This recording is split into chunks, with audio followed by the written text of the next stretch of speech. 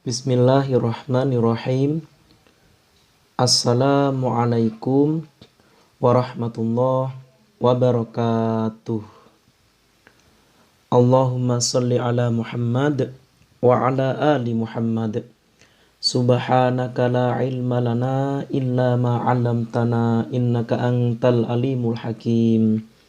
Rabbis rahli sadri wa yassirli amri wahlul 'uqdatam min lisani yafqahu qawli, amma ba'd. Bagaimana kabarnya anak-anak? Alhamdulillah kita masih diberikan kesehatan, diberikan kesempatan sehingga kita masih bisa belajar. Ya. Pertemuan yang kelima ini pelajaran akidah, kita memasuki bab kedua yaitu tentang sifat munafik. Ya, sebelum kita membahas lebih dalam tentang apa itu sifat munafik, kita akan belajar dari kisah Abdullah bin Ubay bin Salul. Ya, jadi siapa itu Abdullah bin Ubay bin Salul? Ya, kita akan membahasnya. Ya, sebelum Nabi hijrah ke Madinah, kota Madinah bernama kota Yasrib. Di sana terdapat dua suku yang besar, ya, yaitu suku Aus dan Khosraj, di mana suku Khosraj kalah dalam perang terakhir, ya, perang Bu'ats, perang terakhir. Setelah perang Bu'ats tersebut, kedua suku tersebut berdamai dan mengangkat Abdullah bin Salul menjadi rajanya. Abdullah bin Ubay bin Salul adalah pemimpin dari Bani Khosraj yang juga merupakan orang yang dihormati oleh penduduk Yasrib.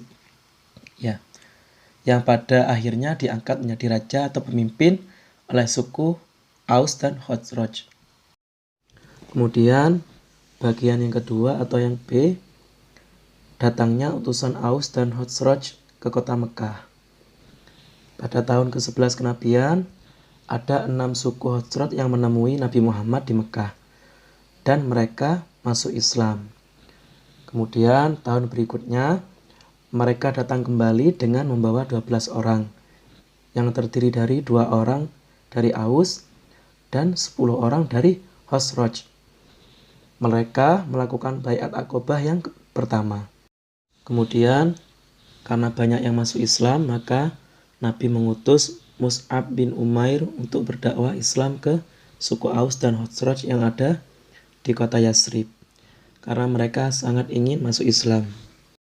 Islam mulai bersinar di kota Yasrib. Suku Aus dan Khosraj menjalin hubungan baik dan tidak pernah bertikai lagi.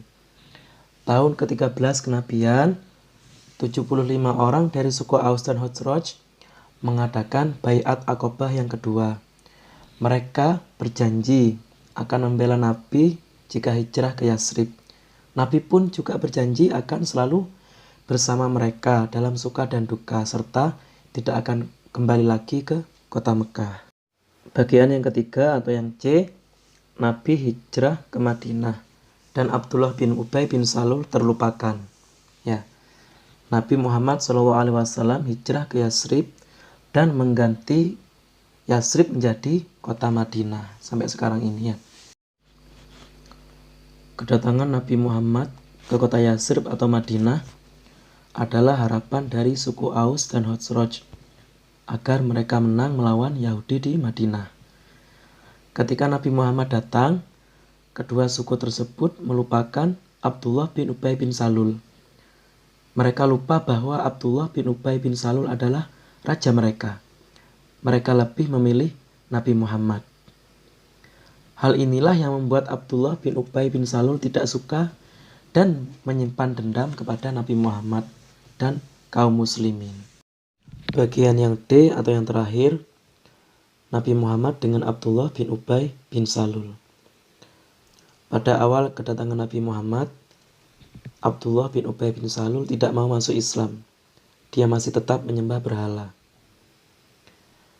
Dia mengumpulkan pasukan, meminta bantuan kaum Yahudi dan kaum Quraisy untuk melawan Nabi. tapi tidak berhasil. Pada saat perang Badar, dia juga berharap bahwa Nabi akan kalah. Karena pada perang Badar, jumlah pasukan kaum muslimin sangat sedikit sekali, yaitu 313 orang. Dan suku Quraisy jumlahnya 1000 orang. Tapi karena izin Allah, pertolongan Allah, maka pasukan Nabi masih menang. Ya.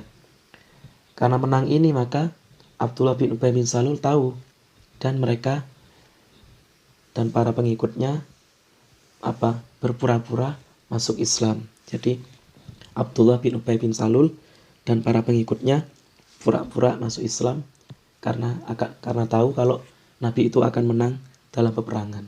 Ya. Abdullah bin Ubay bin Salul selalu berusaha menjadi orang yang kedua setelah Nabi Muhammad. Ia berusaha menjadi pengganti Nabi jika suatu saat Nabi wafat.